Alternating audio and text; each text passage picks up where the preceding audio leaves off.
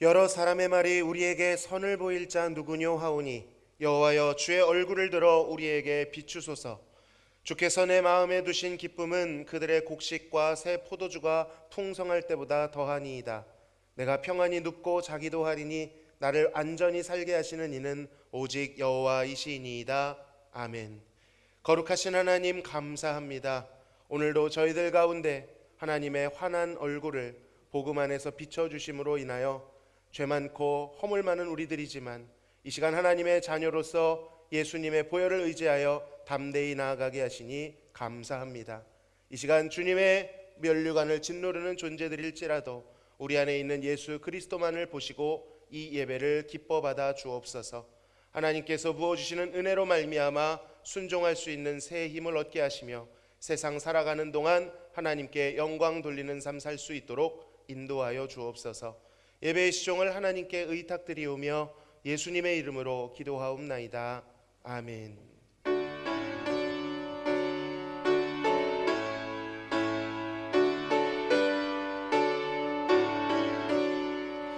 복의 근원 강림하사 찬송하게 하소서.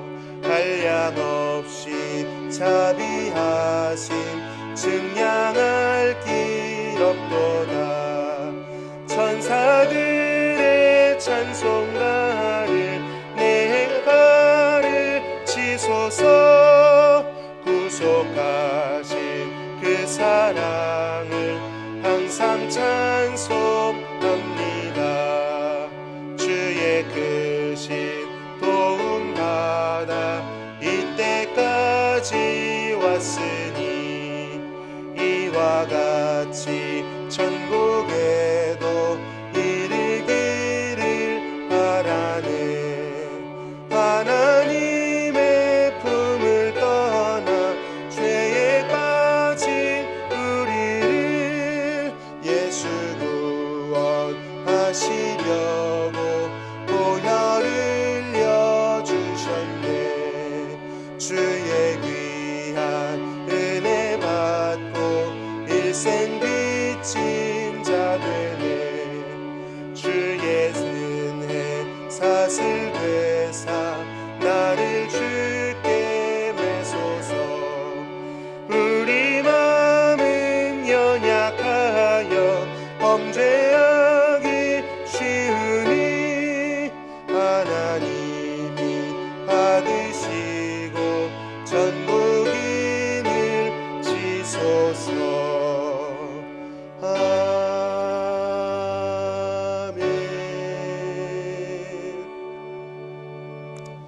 여호와께 감사하고 그의 이름을 불러 아뢰며 그가 하는 일을 만민 중에 알게 할지어다.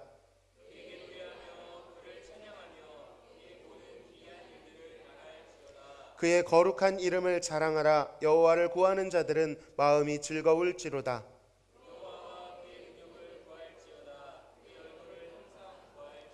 그의 종 아브라함의 후손 곧 택하신 야곱의 자손 너희는 그가 행하신 기적과 그의 이적과 그의 입의 판단을 기억할지어다.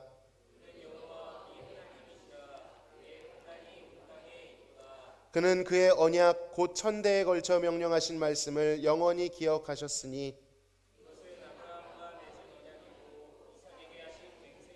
야곱에게 세우신 율례 곧 이스라엘에게 하신 영원한 언약이라.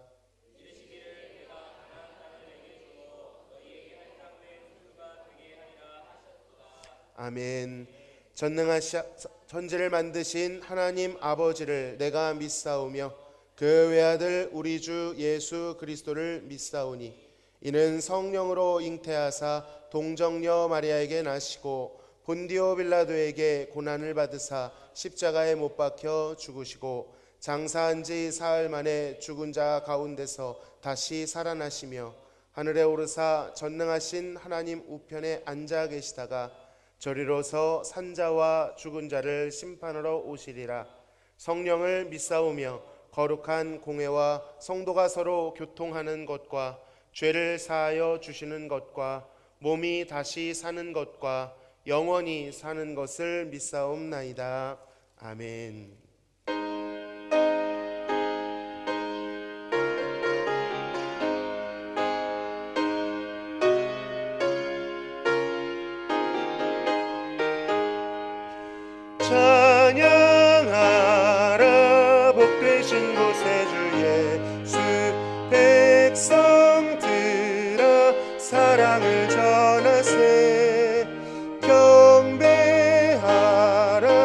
하늘의 천군과 천사 주님 앞에 영광을 돌리세. 목자같이 우리를 지키시고 종일 품에 늘 안아주시니 찬양하라 높으신 권세를 찬양 찬양 찬양 영원히 드리세. 찬양하라 복되신 곳에 주 예수 우리 대신 죽임을 당했네. 구주 예수 영원한 구원의 소망 경배하며 겸손히 절하세. 찬양하라 우리 죄 지신 예수 그의 사랑 한없이 크셔라. 찬양하라 높으신 권세를 찬양 찬양 찬양 영원히 드리세. 찬양하라 복되신 구세주 예수 천사들아 즐겁게 찬양해. 구주 예수 영원히 다스리시니 면류관을 주 앞에 드리세. 구주 예수 세상을 이기시고 영광 중에 또다시 오시리.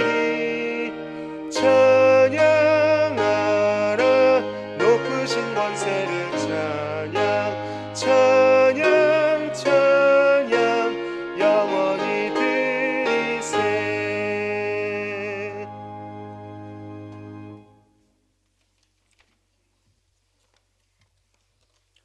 사랑과 은혜가 풍성하신 하나님 아버지, 지난 주간 명절 기간을 은혜 안에 지켜주시고 오늘 거룩한 주일 주님 전에 나와 예배로 영광 돌리게 하시니 참으로 감사드립니다.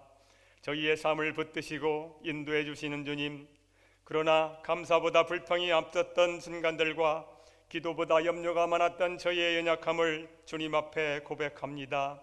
주님의 크신 사랑으로 용서하여 주시고 다시 회복시켜 하나님을 신뢰하며 새로운 믿음의 길로 나아가게 하옵소서. 우리의 예배가 습관이 아닌 고백이 되게 하시고 형식이 아닌 중심을 드리는 예배가 되게 하여 주옵소서.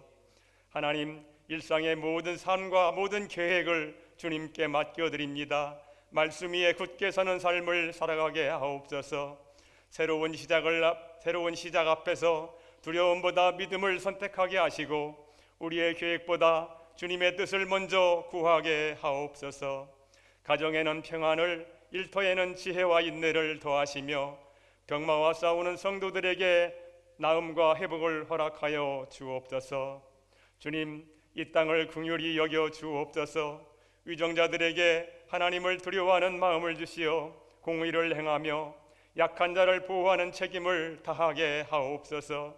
사회에 만연한 생명 경시와 거짓의 문화가 우리의 자녀들을 삼키지 못하게 지켜주시고 가정과 학교와 사회가 바른 질서를 회복하게 하옵소서. 우리 대화교회가 거룩함을 회복하고 이웃에게 긍휼과 위로의 손길을, 길 잃은 자를 복음으로 인도하는 그러한 교회가 되게 하옵소서. 선교사님들과 선교지의 교회들을 기억하시며 오늘 또 복음을 위해 헌신하는 이들을 지켜주시고 문이 닫힌 곳에도 복음의 문이 열리게 하옵소서. 말씀을 전하시는 담임 목사님께 지혜와 성령의 능력을 더하시고 영육의 강건함을 허락하사 지치지 아니하도록 늘 장중에 붙들어 주옵소서. 교회와 예배를 위해 수고하는 손길들에게 기쁨과 형통함을 허락하여 주옵소서. 주님, 이 시간 우리의 마음 문을 여시고 찬양의 입술을 깨우시며 귀를 열어 주옵소서. 우리의 아멘이 삶의 순종이 되게 하시며 우리의 헌신과 헌금이 의무감이 아니라 감사의 열매로 드리게 하옵소서. 모든 영광을 오직 하나님께 올려드리는 시간 되길 원하오며 우리 주 예수 그리스도의 이름으로 기도드리옵나이다. 아멘.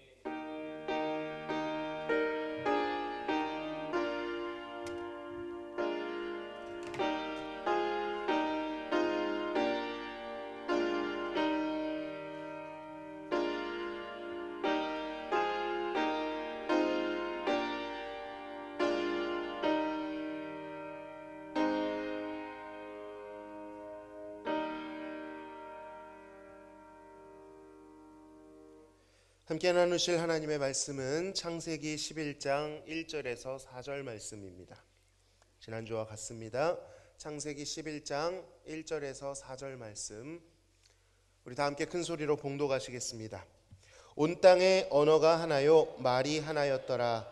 이에 그들이 동방으로 옮기다가 신할 평지를 만나 거기 거류하며 서로 말하되 자 벽돌을 만들어 견고히 굽자 하고, 이에 벽돌로 돌을 대신하여 역청으로 진흙을 대신하고, 또 말하되 자 성읍과 탑을 건설하여 그 탑 꼭대기를 하늘에 닿게 하여 우리 이름을 내고 온 지면에 흩어짐을 면하자 하였더니. 아멘. 우리는 요즘 바벨탑에 대해서 살펴보고 있습니다. 특별히 지난주는 그 구조를 살펴보면서 바벨탑이 만들어낸 오염된 정신들 무엇이 있는지를 살펴보았습니다. 바벨탑 정신의 핵심 무엇이었죠? 인간이 쌓아 올리면 신이 내려온다, 이런 뜻입니다. 인간이 하늘에 닿을 정도로 쌓아 올리기만 하면 자신들의 의도대로 신을 움직일 수 있다는 것입니다. 닿을 수 있다고 믿는 것이고요, 신을 불러낼 수 있다고 믿는 것이며, 그를 자신들이 원하는 대로 달래고 부릴 수 있다, 그 힘을 자신들을 위해 사용하게 할 수 있다라고 믿었던 것입니다. 많은 모습들이 있지만 큰 담론들만 말해 볼 때에 첫 번째 무엇이었죠? 인본주의 신앙이다, 이렇게 말씀드렸습니다. 인본, 말 그대로 인간이 중심이 된다라는 거예요. 인본주의 신앙은 하나님을 신앙하는 것처럼 보이지만 실제로는 인간, 특별히 나를 중심에 두고 나를 신앙의 주인공 삼는 잘못된 신앙관이죠. 모든 것은 나로 귀결됩니다. 나로 몰두됩니다. 내 판단, 내 경험, 내 느낌, 내 기분이 신앙의 기준이 되고 대상이 되는 것이죠. 인본주의 신앙은 오직 나를 바라보느라 하나님을 바라보지 못하도록 만듭니다. 하나님을 섬기는 것이 아니라 하나님을 잘 섬기는 나에게 심취하도록 만들고요, 하나님을 예배하는 것이 아니라 내가 잘 드리고 있는 그 예배를 예배하게 합니다. 하나님께서 하신 일, 그 은혜가 나를 안정시키는 것이 아니라 하나님 앞에 내가 어떻게 했느냐에 따라 안정감이 결정되죠. 모든 것은 나에게 달려 있다라고 전제하는 것입니다. 그러다 보니 하나님을 경배의 대상으로 느끼지 못하고 그저 내 삶을 도와주는 조력자요, 주인공은 나다, 이렇게 생각하는 것입니다. 결국 이들이 섬기고자 한 것은 하나님인 것처럼 보이지만 자기 자신이었습니다. 하나님의 영광이 아니라 바벨탑 정신처럼 자신의 이름, 자신의 옳게 보이고자 하는 욕심에 빠지게 된 것이죠. 바로 내가 하늘에 닿아야 하늘이 움직인다라는 것에 함몰된 것입니다. 자, 오늘은 바벨탑이 만들어낸 두 번째 부작용에 대해서 알아보도록 하겠습니다. 두 번째는요, 기복주의 신앙입니다. 기복, 무슨 뜻입니까? 복을 빈다, 이런 뜻입니다. 바란다. 이 말 자체는 좋은 말이고 합당한 말입니다. 우리가 자주 부르는 찬송가 54장, 주여 복을 구하오니 편히 가게 하시고, 아시죠? 하나님은 복 주시는 분이십니다. 이럴 때 아멘 하시는 겁니다. 아멘. 복 주시기를 기뻐하시고요, 그 정도가 아니라 하나님 자체가 복 되신 분이십니다. 그가 천지를 창조하신 뒤 가장 먼저 피조물을 향해 하신 행동, 복 주시는 것이었죠. 복 주심 자체가 하나님의 선하신 성품에 부합합니다. 그리고 그것이 우리를 향한 하나님의 가장 기본적 정서, 기본적 태도입니다. 사실 우리가 무심하게 지나쳐서 그렇지 우리는 단 한순간도 하나님의 이 복주심을 의존하지 않고는 살 수가 없지요. 평범해 보이는 일상, 우리가 숨쉬고 거둘 수 있는 터전, 각종 공급, 관계, 여러 가지 것들이 사실 하나님이 베풀어 주신 복들입니다. 그런데 중요한 것이 있습니다. 왜 하나님께서는 우리에게 복을 주시는가? 그 복 주심의 원인이 무엇인가? 이것이 중요합니다. 그런데 잘 생각해 보면 어려운 문제가 아닙니다. 쉬운 예를 한번 들어보겠습니다. 지난번 예를 드니까 빵빵 터지시더라고요. 그래서 지난주 우리 설 명절을 보냈죠. 다 해당되지는 않으시겠지만 명절이 되면 손주들이 찾아옵니다. 토끼 같고 강아지 같은 우리 손주들이 찾아오면 어떻게 하십니까? 1번, 문도 열어주지 않고 소금을 뿌리며 내쫓는다.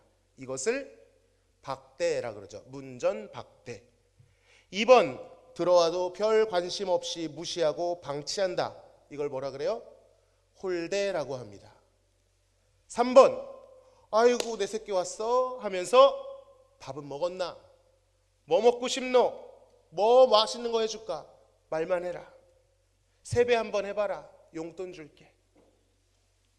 저는 우리 장인어른이 그렇게 애교가 많으신 줄 몰랐습니다.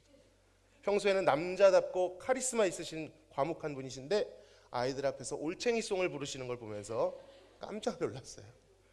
여러분, 이것을 환대 혹은 선대라고 합니다. 일반적으로 어떻게 합니까? 3번, 환대하고 선대하죠. 왜 그렇게 하죠? 왜 환영하고 왜 안아주고 뭐든 주고 싶은 것입니까? 사랑하기 때문이죠. 이쁜 것입니다. 어려운 게 아니죠. 사랑하면 주고 싶은 것입니다. 하나님의 복주심의 원인도 바로 이것입니다. 다 이해할 수 없는 하나님의 사랑, 우리를 향한 하나님의 기쁨과 만족, 그리고 우리를 긍휼히 여기심 때문입니다. 그것이 우리의 논리로는 도무지 객관적인 우리의 조건으로는 생각할 수 없는 하나님의 기뻐하시는 뜻이다. 에베소서는 말하죠. 우리는 그 신비한 관계 안에서, 사랑의 관계 안에서 하나님의 복을 마음껏 받고 누릴 수 있고요, 마땅히 그 복을 구할 수도 있습니다. 기복이라고 하는 이 행동은 하나님과 사랑의 관계 안에 있을 때는 지극히 자연스러운 것입니다. 여러분, 누구에게 요청하겠습니까? 사랑하는 아버지, 든든한 아버지께 요청하는 것이죠. 아버지 도와주십시오. 아버지 이것이 필요합니다. 그 자체가 매우 건강하고 자연스러운 거예요. 아버지가 계신데 굳이 강도에게 가서 구할 이유가 없으며 목자가 계신데 이리에게 가서 구할 이유가 없는 것입니다. 문제는 기복이 아닙니다. 기복주의가 문제인 것입니다. 기복과 기복주의는 다른 거예요. 방금 말씀드렸다시피 기복은 하나님과의 사랑의 관계 안에서 복이 자연스럽게 누려지는 것입니다. 그런데 기복주의는 무엇입니까? 그 관계는 배제되고 복 자체를 목적 삼는 것입니다. 복 자체를 목적 삼다 보니 그 복을 얻기 위한 나머지 것들은 수단이 되죠. 심지어 하나님과의 관계까지도 도구가 되어버립니다. 이왕 쉬운 얘기로 시작했으니 같은 예를 이어가 보겠습니다. 손주들이 할머니 할아버지를 찾아왔을 때 기뻐하며 용돈 주는 것 자연스럽죠. 심지어는요, 그 용돈을 보고, 할머니가 아닌 용돈을 보고 즐거워하는 모습조차도 귀엽고 그걸 바라보는 것이 흐뭇합니다. 그런데 손주들이 할머니 할아버지에게는 사실 관심도 없고 오직 자신들의 주머니를 채울 돈에만 관심을 가지고 있다면, 또 그것을 얻어낼 목적으로 용이 주도하게 관계를 흉내낸다면 여러분 어떨까요? 이거 우리 잘 알죠? 자녀들이 연락 안 하다 꼭 언제 하죠? 돈 필요할 때 하죠. 다 그런 건 아닙니다. 물론 그럴 수 있지요. 애교로 봐줄 수 있습니다. 그러나 그것도 어느 정도죠. 정말로 사랑하는 마음이 느껴지지 않고 정말로 그 무관심이 진심이며 오직 무언가를 얻어낼 도구로만 나를 대한다면 그것은 다른 문제일 것입니다. 하나님과의 사랑의 관계 안에서 복을 자연스레 누리는 것이 아니라 관계는 배제되고 오직 그의 손에 있는 혜택들에만 관심을 갖게 될 때 하나님은 어떤 마음을 느끼실까요? 분명 문제가 있는 것입니다. 여러분, 관계가 빠지면 그것은 거래가 됩니다. 기복주의 신앙은 복을 하나님과의 관계 안에서 바라보는 것이 아니라 하나님과의 거래를 통해 획득하는 것으로 여깁니다. 하나님의 사랑에 대한 신뢰를 통해 받는 것이 아니라 그를 만족시키고 그를 감동시키고 혹은 그를 설득시켜서 얻어내는 것이라고 생각합니다. 여러분, 이방인들의 기도가 왜 중언부언 길어지는지 아십니까? 아버지에게 하는 기도와 이방인이 하는 기도는 다릅니다. 예수님이 말씀하셨죠. 이방인의 기도는 중언부언이에요. 길어진다는 것입니다. 설득해야 되기 때문입니다. 자신도 신에 대해 잘 모르고 신도 자신에 대해 잘 모른다고 생각하니 얻어내려면 당위성을 설명해야 되는 거예요. 신뢰를 바탕으로 구하는 것이 아니라 거래와 설득을 통해 구할 것을 얻으려 하는 것입니다. 바벨 종교의 사제들이 그랬습니다. 그들은 부단히 탑을 올랐습니다. 제사 한번 지내려면 어디까지 올라가야 돼요? 높은 탑 꼭대기까지, 그것도 무엇을 짊어지고 재물을 짊어지고 힘들게 올라갔어야 됩니다. 부단히 제사를 지냈고요, 재물을 드렸습니다. 신전에서 봉사도 했을 거예요. 그 자체만 보면 얼마나 빡센 사역입니까? 그렇게 열심을 다했는데 그럼에도 불구하고 그들의 관심은 신이라고 하는 존재 자체, 그리고 그들이 드릴 제사 자체에 있지 않았습니다. 그들의 관심은 어디를 향했어요? 오직 그것을 통해 신으로부터 얻어낼 혜택, 그가 내려줄 복에만 관심이 쏠려 있었습니다. 또 이 메소포타미아 종교의 영향을 받은 가나안의 대표적 종교죠. 바로 바알 종교에서도 이런 정신은 묻어납니다. 많은 사람들이 바알 신을 풍요와 비를 내려주는 신이라고 믿었습니다.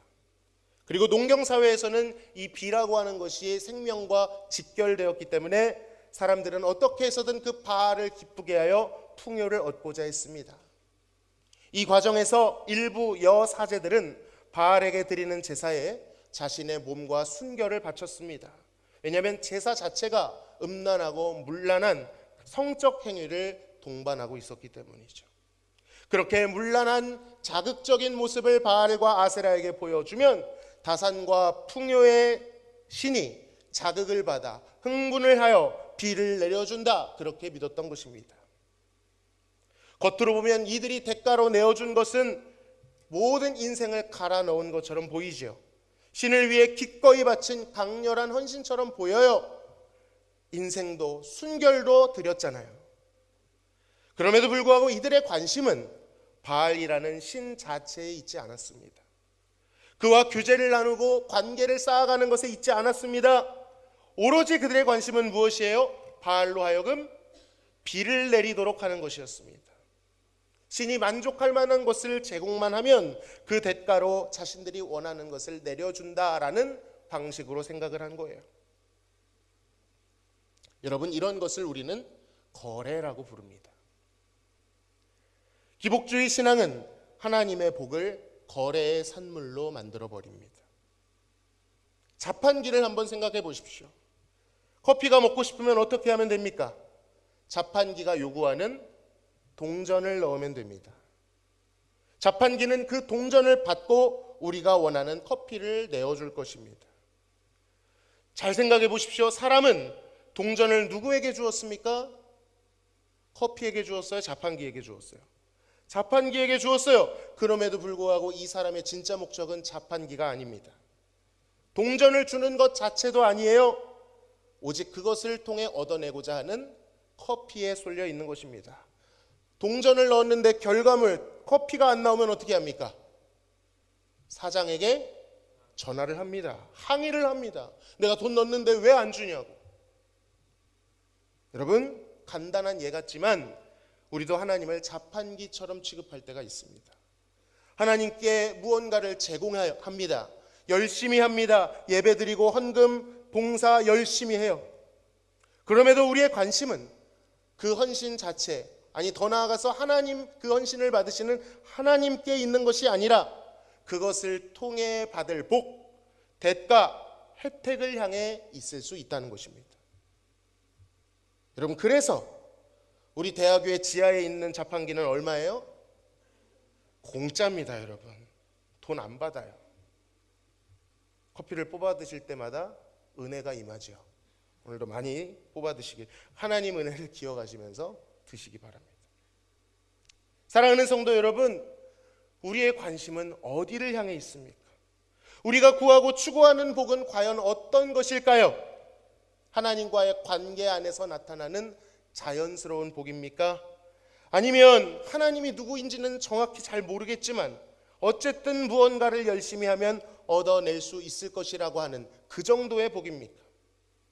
혹시 하나님과의 관계는 뒷전이고 오직 문제 해결과 소원 성취에만 함몰되어 그것을 얻어내기 위해 하나님께 친한 척, 잘 섬기는 척, 사랑하는 척 관계를 흉내내고 있지는 않는가? 주로 이럴 때는 마음을 드리는 것이 아니라 행위를 드리죠. 종교에서 규정하고 있는 이것을 해야 복을 받는다더라 하는 것을 열심히 하게 됩니다. 동전을 더 많이 넣을수록 더 많은 결과물을 주는 것처럼 요술 램프를 잘 닦으면 요술 램프의 정령 진이가 나와서 소원을 들어주는 것처럼 그 정도로 하나님을 인식하고 대하고 있지는 않은지 모르겠습니다. 여러분, 이런 태도는 하나님을 섬기는 것처럼 머리를 조아리겠지만 결국 그것을 통해 채워질 자신의 욕심을 섬기는 것이며, 그렇게 욕심을 섬기는 것을, 탐심을 섬기는 것을 성경은 우상숭배라고 말씀하고 계십니다. 욕심을 위해 하나님을, 그와의 관계를 도구화하는 것이죠. 자, 그런데 이렇게 말하면 어떤 분들은 아예 복 자체를 구하지 않아 버립니다. 기복주의자로 발견되지 않기 위하여 아예 하나님 앞에 독립해 버려요. 중요한 일이 있어도 자신이 기복주의자로 발견되는 게 싫어서 자신을 옳게 보이려고 아예 그러한 나를 위한 복 자체를 구하지 않아 부립니다. 영적 자존심을 부리죠.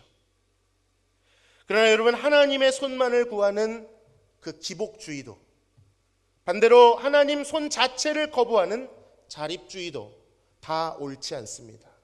둘은 완전히 다른 극단 같지만 사실 둘 다 하나님 앞에 자녀의 관계, 사랑하는 관계를 맺지 못하고 있다라는 부작용인 것이죠. 자, 그렇다면 우리는 어떻게 해야 하는 것입니까? 어떻게 해야 기복주의 신앙의 굴레에서 벗어날 수 있을까요? 어떻게 해야 우리 마음에 깊숙이 박혀있는 탐심을 뽑아내고 자꾸 곁눈질하는 우상을 향한 우리의 시선을 빼앗기지 않을 수 있습니까? 여러분, 그러나 해보셨겠지만 아무리 벗어나려고 해도 우리는 벗어날 수가 없어요. 힘을 줘봐도, 소리쳐봐도, 다른 행동을 열심히 해도 이 마음 중심 안에서 일어나는 이 일을, 우리의 본성을 이겨낼 수가 없습니다. 그렇게 해서 될 일이 아니라는 것이죠. 여러분, 그것은 오직 하나님의 얼굴을 구할 때 가능한 줄로 믿습니다.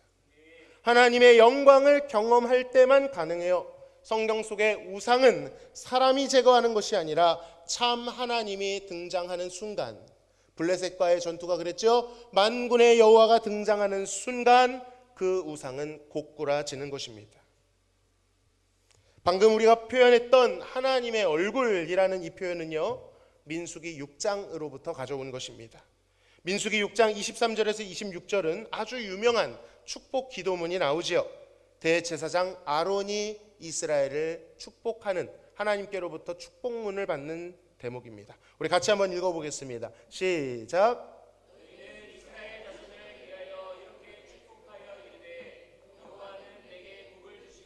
너를 지키시기를 원하며 여호와는 그의 얼굴을 내게 비추사 은혜 베푸시기를 원하며 여호와는 그 얼굴을 내게로 향하여 드사 평강 주시기를 원하노라 할지니라 하라. 아멘. 자, 아론이 이스라엘 백성들을 축복합니다. 그런데 그 복이 어디로부터 나오는지를 잘 보십시오. 그 복을 비추는 것이 무엇인지를 보십시오. 바로 여호와 하나님의 얼굴입니다. 그 얼굴이 이스라엘 공동체를 비추고 있어요. 마치 얼굴에서 빛이 나오는 것처럼 말이죠. 얼굴에 빛이 있다는 것은 무슨 뜻입니까? 표정이 밝다 어둡다? 밝다는 것입니다. 공동체를 향한 하나님의 밝은 표정, 환한 미소가 그들을 향하고 있다는 거예요. 이것은 창조주의 표정입니다. 태초에 천지를 창조하시고 그 안에서, 그 관계 안에서 안식하시던 만족의 표정, 그가 지으신 피조물, 특히 인간을 극도로 기뻐하시고 사랑하시는 하나님의 마음이 묻어난, 본심이 묻어난 표정입니다. 그 마음이 백성들의 마음에게로 이어질 때 그들은 하나님을 이방의 신, 우상같이 생각하는 것이 아니라 살아계신 하나님으로, 살아서 자신들과 교제하시고 자신들을 사랑하시는 하나님으로 바르게 알아가게 되는 것입니다. 그리고 그 위에 하나님께서는 은혜와 평강을 공급하십니다. 바로 이것이 여호와께서 베푸시는 복이죠. 금은 보화가 잔뜩 생겼다거나 땅이 넓어졌다거나 원수들이 몰살했다거나 그런 부수적인 것들이 아닙니다. 그것도 그렇게 나타날 수도 있지만 본질은 무엇이에요? 그들에게 비춰주신 것은 하나님 자신을 비춰주신 것입니다. 하나님 자신을 내어주신 것입니다. 통째로 자신을 내어주시며 그들과 사랑의 관계를 맺고자 하셨습니다. 그러니 이스라엘의 복의 근원은 복 되신 하나님 자체라는 거예요. 하나님의 얼굴에는 그가 그의 백성을 어떤 마음으로, 어떤 시선으로, 어떤 표정으로, 어떤 태도로 바라보고 계신지가 묻어납니다. 여러분은 여러분을 향한, 지금 이 순간 예배드리고 있는데 여러분을 향한 하나님의 표정을 알고 계십니까? 지금 여러분이 하나님께 예배하고 계신데 하나님이 어떤 마음으로, 어떤 태도로 나를 대하고 계신지 아시나요? 만일 알지 못하거나 왜곡되어 내가 만들어낸 10계명, 2계명에 나오죠. 하나님을 그립니다. 내가 만들어내어 그렇게 왜곡되어 알고 있다면 우리는 하나님이 주신 은혜와 평강을 경험할 수 없을 것입니다. 하나님을 알지 못하고 혹은 그를 오해하는 것만큼 곤욕스럽고 짐지는 신앙생활이 없습니다. 그렇게 되면 어떻게 되는지 아시나요? 엉뚱한 곳에 가서 엉뚱한 것을 엉뚱한 방법으로 구하게 됩니다. 하나님 자체를 누리지 못하고 신뢰하지 못하니 하나님 손에 있는 부스러기라도 얻고자 합니다. 사랑과 신뢰 안에서 당당히 구하는 것이 아니라 거래를 하듯이, 때로는 구걸을 하듯이, 때로는 설득, 때로는 협박을 하듯이 어찌 됐건 그에게 잘 보여 그를 움직이려고 합니다. 그러면서도 그 열심 가운데 온통 관심은 그 하나님 자체가 아니라 그의 눈치를 보다가 그가 내릴 혜택을 취하는 것에 쏠려 있습니다. 중요한 일이 있으면 어떻게 해요? 가까이 가는 척을 합니다. 내가 이걸 하면 하나님과 가까워진 것이라 생각해요. 그런데 궁극적으로 바라는 것은 무엇입니까? 그 자체가 아니라 내가 이렇게 했으니 하나님이 들어주시겠지. 내가 이걸 안 해서 하나님이 내 기도를 안 들어주셨나? 이런 구조로 생각한다는 거예요. 여러분, 모세는 이것을 알았습니다. 하나님의 얼굴의 중요함을 알았어요. 하나님께서 금송아지 사건 직후 모세에게 말씀하셨죠. 진노하시면서 약속의 땅에 너희들은 들어가게 해주겠지만 나는 너희와 함께 가지 않겠다. 그때 모세가 뭐라고 말했습니까? 주께서 친히 가지 아니하시려거든 우리를 이곳에서 올려보내지 마옵소서. 아니, 생각하기에 따라서 일단 가나안 땅에 들어가는 목적은 달성했으니 그럼 그럴까요? 할 수 있는 것 아닙니까? 그러나 모세에게는 그것이 중요하지 않았어요. 하나님의 얼굴이 없는 하나님의 손은 그에게 아무런 의미가 없었던 것입니다. 그는 하나님의 얼굴을 구합니다. 다윗도 이것을 구했습니다. 그는 시편 4편 6절, 오늘 우리 예배 부름 때 이 구절을 우리가 읽었는데요, 이 기도문을 인용하며 이렇게 기도합니다. 여러 사람의 말이 우리에게 선을 보일 자 누구뇨 하오니, 같이 읽습니다. 시작. 여호와여 주의 얼굴을 들어 우리에게 비추소서. 할렐루야. 다윗은 알고 있었습니다. 선은 오직 여호와의 얼굴로부터 온다는 것. 그 앞쪽에 보면 그가 곤경에 처하고 난처한 상황에 처했지만 그때 필요한 것은 어떤 단순한 도움이 아닌 하나님의 얼굴이었다는 것이죠. 그리고 그 얼굴은 곡식과 새 포도주가 풍성한 것보다 그 기쁨이 훨씬 더 크다라고 고백합니다. 우리도 이것을 사모하고 구해야 합니다. 그의 얼굴을 나의 삶에, 우리 공동체에, 더 나아가 이 지역에, 이 도시에, 조국과 열방에 비춰 주옵소서. 자, 그런데 어떻게 해야 하나님의 얼굴을 비칠 수 있습니까? 어디를 가야, 어디를 찾아봐야, 어디에 올라가야, 어디에 힘을 줘야, 어떤 초식을 해야 하나님의 얼굴이 드러나는 것입니까? 아무리 눈을 감고 상상해봐도 느껴지지가 않아요. 어떤 이는 하나님을 생각하면 엄격한 부모님이 생각나기도 하고, 어떤 이들은 하나님이 변덕스러운 분이라고 인식하기도 합니다. 잘 해봤자, 친밀하다고 해봤자 옆집 인상 좋은 허허하는 아저씨 정도로 생각하는 경우도 있어요. 여러분, 그러나 우리의 경험이, 우리의 상상력이 하나님을 만들 수 없습니다. 하나님을 그려서는 안 돼요. 그 하나님의 얼굴은 오늘날 우리에게 어떻게 비춰지고 있는가? 따라 하시겠습니다. 오직 복음 안에서만 비춰진다. 그렇습니다. 오직 복음 안에서만 하나님의 얼굴을 확인할 수 있습니다. 오늘날 하나님의 빛이 향하고 있는 곳은 너무나도 분명해요. 고린도 후서 4장 6절입니다. 어두운데 빛이 빛이라 말씀하셨던 그 하나님께서 예수 그리스도의 얼굴에 있는 하나님의 영광을 아는 빛을 우리 마음에 비추셨느니라. 어둠의 빛을 비추시던 어떤 하나님이죠? 창조주 하나님께서 지금도 살아 계시다는 거예요. 변치 않고 살아 계셔서 여전히 그 창조의 빛을 비추고 계신데, 이제는 단순히 물리적 빛을 비추시는 것이 아니라 어떤 빛을 비춰요? 하나님을 아는 영광의 빛을 비춘대요. 누구 안에서? 예수 그리스도의 얼굴 안에서. 어디를 향해? 우리의 마음을 향해. 이 구조를 잘 이해하셔야 됩니다. 하나님이 빛을 비추시는데 누구 안에서, 누구를 통해서 비추신다고요? 예수 그리스도의 얼굴 안에 있는 빛을 비추신대요. 어디를 향해요? 우리 마음을 향해. 하나님이 이 예수님을 통해 비춰주시는 복음의 빛이 하나님의 영광과 우리 마음을 이어줍니다. 죄가 망쳐놓은 저주와 진노로 하나님을 우상처럼 인식할 수밖에 없는 우리들이었는데, 예수 그리스도의 얼굴을 구하고 그 안에 비춰진 복음의 빛을 만나면 은혜와 진리 가운데 하나님을 바로 알게 되는 것입니다. 하나님과 화해하게 되는 거예요. 우리 안에 끌어내리는 죄된 본성이 있음에도 불구하고 하나님과 화해하여 화평을 누리게 되는 것입니다. 하나님의 사랑을 다시 받고 하나님을 사랑할 수 있는 존재가 되어지는 거예요. 성경은 그 빛이 비춰지고 있다라고 말씀하십니다. 어디서 어디로요? 그리스도의 얼굴로부터 우리 마음으로.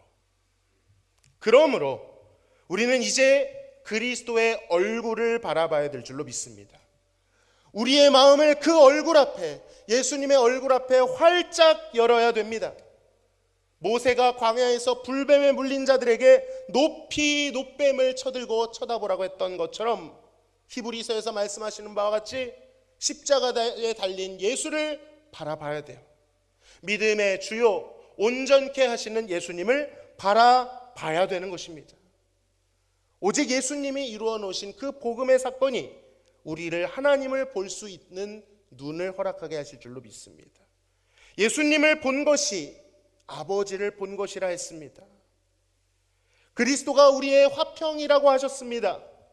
예수님 안에 충만한 기쁨이 있다 하셨습니다. 우리도 이제 그 그리스도로 말미암아 하나님의 영광을 바라보고 그 안에서 기뻐할 수 있는, 즐거워할 수 있는 존재가 되었다라고 선언하고 있습니다. 여러분, 이 성경이 외치고 있는 이 소리를 들으셔야 됩니다. 자꾸 내 무능한 느낌이 말하는, 내가 느낄 때 아닌데 라고 말하는 인본주의적인 느낌에 갇히는 것이 아니라 나의 그것을 부인하고 복음이 선언하고 있는 바, 우리가 그런 존재가 되었다라고 하는 것을 붙잡아야 될 줄로 믿습니다. 분명히 그렇게 되었다고 선언하고 있어요. 이제 우리로 화목하게 하신 우리 주 예수 그리스도로 말미암아 하나님 안에서 또한 뭐 하느니라? 즐거워하느니라. 그로 말미암아 우리가 믿음으로 서 있는 이 은혜의 들어감을 얻었으며 하나님의 영광을 바라고 뭐 하느니라? 즐거워하느니라. 즐거워할 수 있게 되었대요. 하나님의 얼굴을 알게 되면 그분 안에서 즐거워하게 됩니다. 그를 알수록 더 알고 싶어져요. 그를 알수록 더 사랑하게 됩니다. 그의 용서를 경험할수록 하나님을 경외하게 됩니다. 화평의 교제를 그와 나눌수록 그가 얼마나 선하시고 아름다우신지를 깨닫게 돼요. 이 과정이 반복되면 어떻게 될까요? 오직 그분만을 원하게 됩니다. 더욱 그분만을 원하게 돼요. 상황과 결과에 상관없이, 주어지는 혜택과 상관없이 그분만을 원하게 됩니다. 오직 그를 알고 그를 얻고 그와 함께하고 그와 사랑을 나누는 것 자체가 목적이요 표대가 되는 거예요. 그러면 해석의 기준이 달라져요. 아무리 성공이라고 해도 그의 영광을 보지 못했다면 그것은 실패가 되고, 아무리 어렵고 고난당한다 해도 그 안에 그리스도의 보배를 발견한다면 그것이 감히 복이다라고 말할 수 있게 됩니다. 주님과 사랑에 빠지면 일어나는 일들이지요. 사도 바울도 이렇게 고백했습니다. 그는 육체를 신뢰할 만한 자였죠. 난지 8일 만에 할례를 받았고 이스라엘 족속이었고 베냐민 지파요 히브리인 중에 히브리인이요 율법으로는 바리새인이요 열심으로는 교회를 박해했으며 율법의 의로는 흠이 없는 그야말로 히브리 사회의 정점에 있던 자였습니다. 그런 그가 그리스도를 알게 되니 유익하던 것들을, 무익한 게 아닙니다, 유익한 것들을 해로 여길 뿐더러 그것을 위하여 모든 것을 잃어버리고 그것을 무엇으로요? 배설물로 여기게 되었대요. 여러분, 배설물이 무엇입니까? 그거잖아요.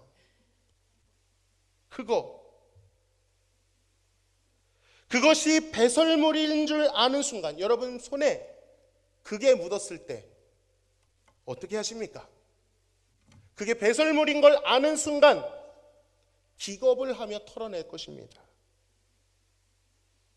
혹시 이거 색감이 참 좋은데, 이거 향기가 참 좋은데, 혹시 몰래 그렇게 하시는 분 안 계시죠? 아는 순간 기겁을 하며 버립니다. 어떻게 사도 바울은 누가 보아도 유익해 보이는 그것들을 배설물로 여길 수 있었을까? 히브리 사회에 애착과 지분이 많았던 바울이 어떻게 그렇게 할 수 있었을까? 바울은 고백하죠. 그리스도 예수를 아는 지식이 가장 고상함을 알았다는 거예요. 그리스도가 존귀하시다라는 사실을 알게 되었다는 거예요. 그걸 알게 되니까 그 앞에 모든 것들이 상대화되기 시작합니다. 잘 되는 게 복이고 잘 안 되는 게 실패가 아니라, 부요해도 가난해도 평안해도 혼란스러워도 오직 그리스도를 얻고 그 안에 발견되기만 하면 그것이 복이다라는 것을 알게 되었어요.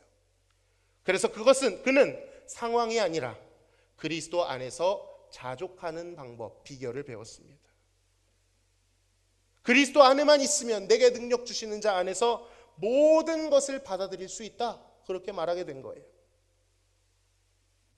여러분, 존 파이퍼 목사님은 이렇게 말씀하셨습니다. 구원을 통해 우리가 얻게 된 가장 큰 선물은 천국 가는 티켓이 아니다. 지옥을 면하는 보험 증서도 아니다. 그것은 부수적일 뿐이다. 가장 큰 혜택은 가장 존귀하고 아름다우신 그리스도를 드디어 음미할 수 있게 된 것이다. 그와 사귀고 그와 사랑할 수 있게 된 것이다. 여러분, 정말 그렇습니다. 우리가 바라봐야 할 표대, 우리의 목적은 예수님 뿐일 수밖에 없습니다. 존귀하신 예수님, 살아계신 예수님, 하나님의 얼굴을 보여주시는 그 예수님, 그를 죽은 우상처럼 대하지 마시기를 바랍니다. 지금도 살아계시며 부단히 우리 안에 역사하시는 그분을 존귀히 여기실 수 있기를 소망합니다. 물론 우리는 연약하지요. 바울의 고백처럼 우리는 이미 얻은 것도 아니고 이룬 것도 아닙니다. 완전하지 않아요. 그럼에도 불구하고 완전하지 않다는 것 뒤에 숨어 있는 것이 아니라 우리는 오늘도 그리스도께로 달려가야 될 줄로 믿습니다. 여러분, 그리스도께로 도망쳐야 됩니다. 예수님과 결혼해야 됩니다.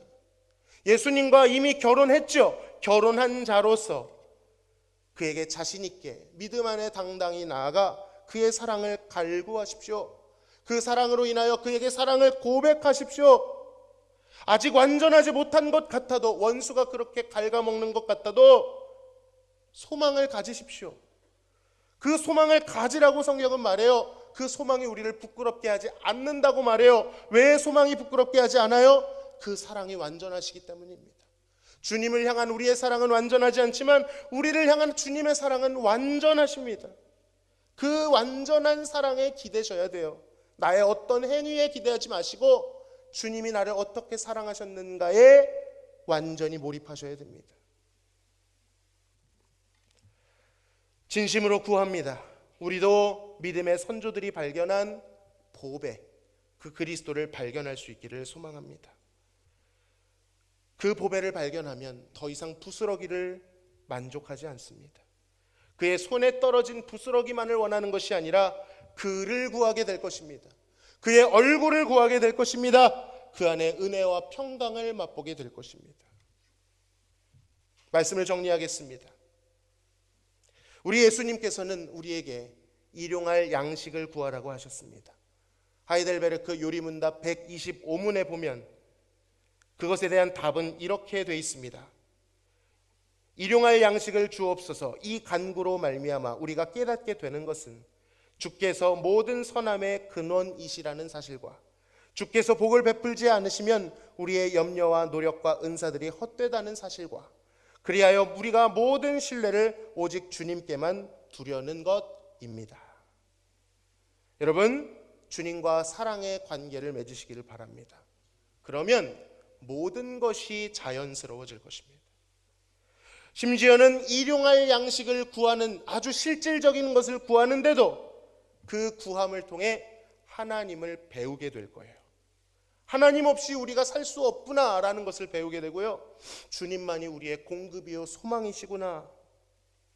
그렇게 일상에서 하나님을 배우고 하나님과 교제하는 연습이 되어지면 앞에 나오는 세 가지 간구, 하나님의 이름이 거룩하여지며 하나님의 나라가 임하시며 하나님의 뜻이 이루어진다라는 말이 무슨 말인지 뜬구름 잡는 소리가 아니라 내 삶에 경험되는 기도 제목으로 누리게 될 줄로 믿습니다.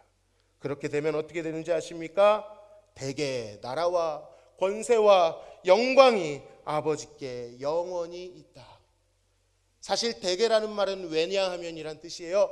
왜 그렇게 되는지 아십니까? 왜냐하면 나라와 권세와 영광이 아버지께 영원히 있기 때문입니다. 왜냐하면 하나님이 우리의 왕이시고 하나님이 우리를 지으신 창조주시고 하나님이 우리의 아버지시며 보호자시며 우리를 가장 사랑하실 수 있는 분이시기 때문입니다. 그것이 드러난다는 거예요. 그러므로 이번 한 주도 하나님을 가까이 하시기를 바랍니다. 하나님과 사랑의 교제를 나누실 때 점점 주님과 가까워질수록 경계는 허물어질 것입니다.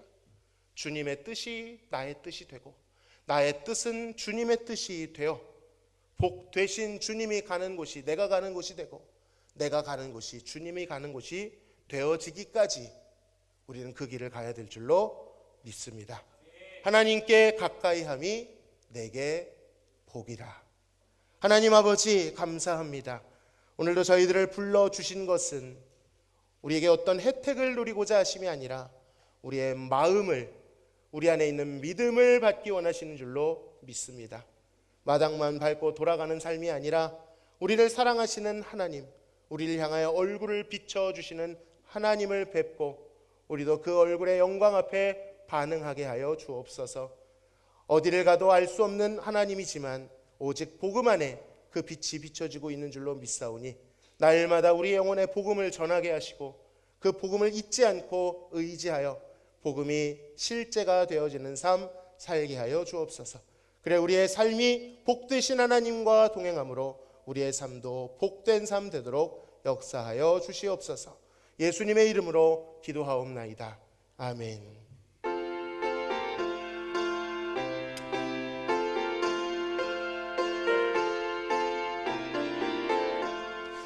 예수님은 누구신가? 우는 자의 위로와 없는 자의 풍성이며 천한 자의 높음과 잡힌 자의 노임되고 우리 기쁨 되시네. 예수님은 누구신가?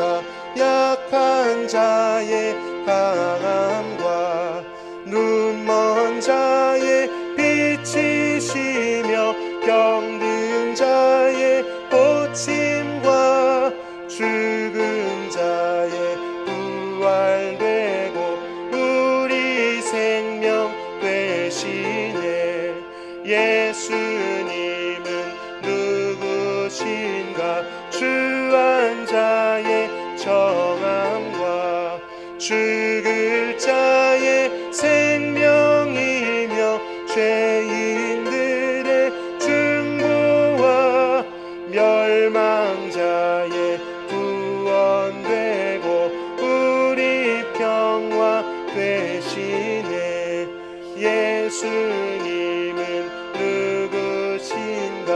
온 교회의 머리와 온 세상의 구주시며 모든 왕의 왕이요 심판하실 주님 되고 우리 영광 되시네.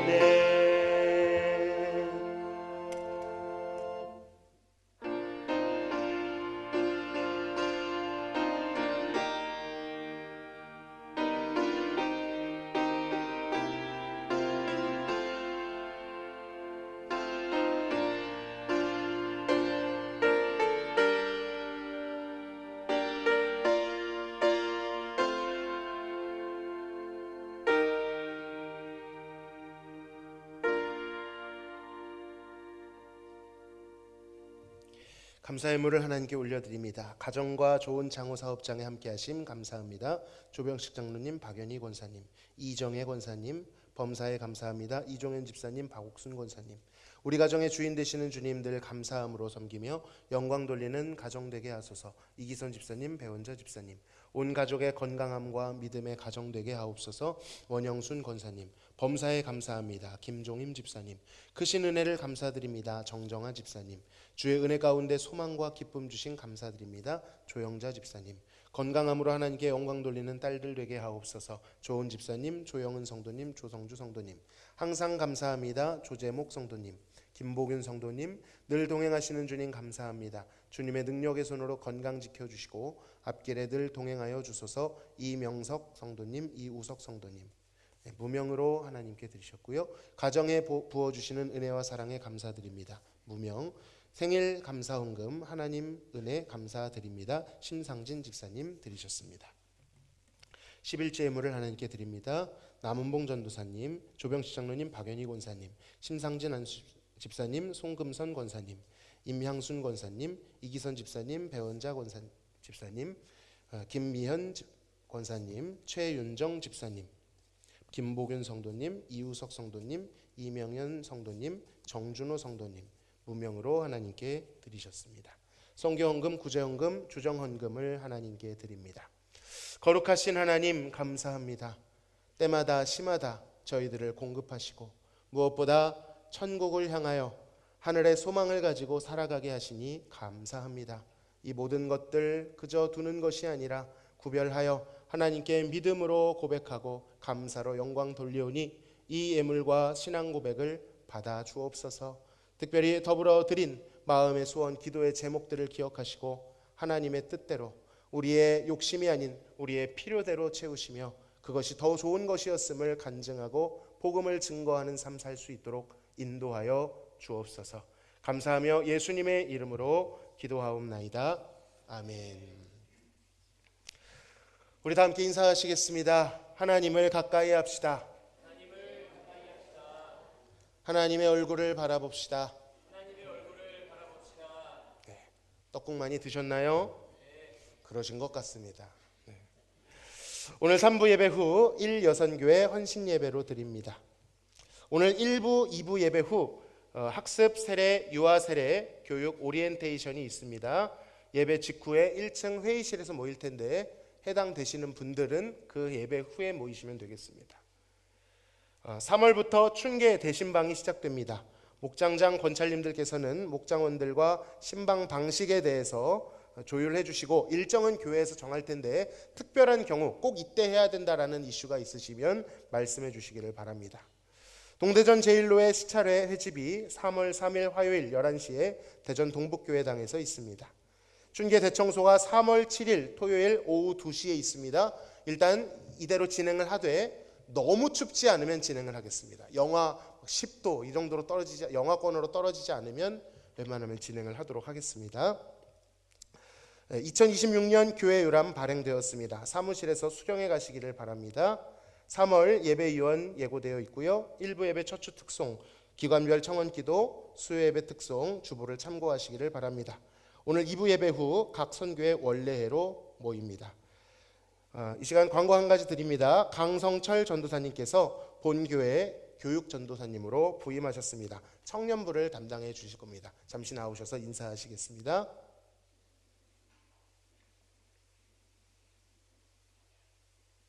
네.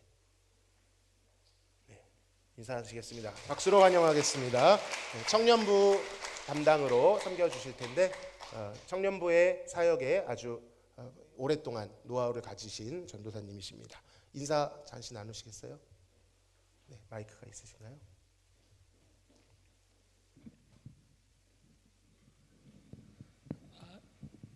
네, 반갑습니다. 목사님 통해서 교회 좋은 그 소식을 많이 들었는데 부족한데 또 불러주시고 세워주셔서 너무 감사드리고 또 겸손하게 맡겨진 사역을 충성스럽게 잘 감당하겠습니다. 기도해 주세요. 감사합니다. 감사합니다. 네. 많이 인사해 주시고 금방 적응하실 수 있도록 도와주시면 감사하겠습니다. 이상 교회 소식 전해드렸습니다.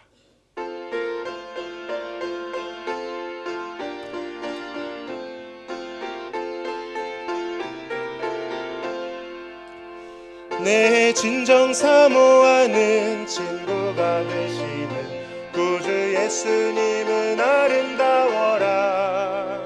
산 밑에 백합하여 빛나는 새벽별 주님 영원할 길 아주 없도다. 내 맘이 아플 적에 그 위로 되시며 나 외로울 때 좋은 친구라.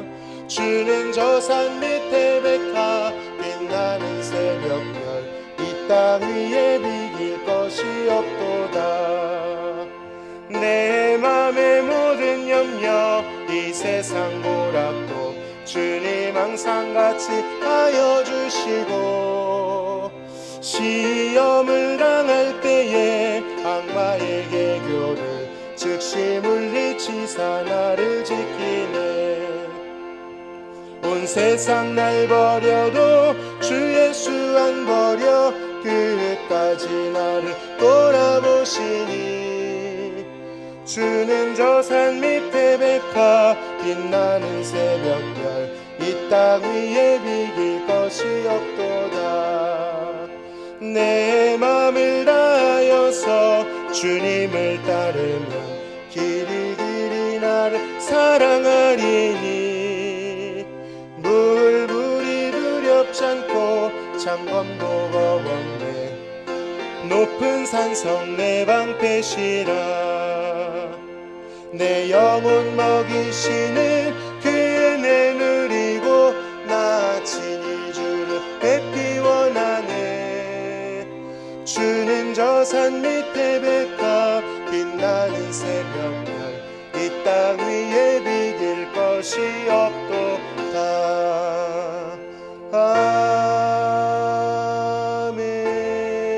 아멘. 지금은 우리를 구원하신 예수 그리스도의 크신 은혜와 아버지 하나님의 극진하신 사랑하심과 성령님의 교통충만 내주하심이 기복주의 신앙을 버리고 복되신 하나님의 얼굴을 구하며 하나님을 가까이 하며 참된 복을 누림으로 하나님께 영광 돌리는 삶을 소망하는 사랑하는 성도들 머리 위에, 특별히 고난당하는 성도들 머리 위에 지금으로부터 영원토록 함께 계실지어다. 아멘.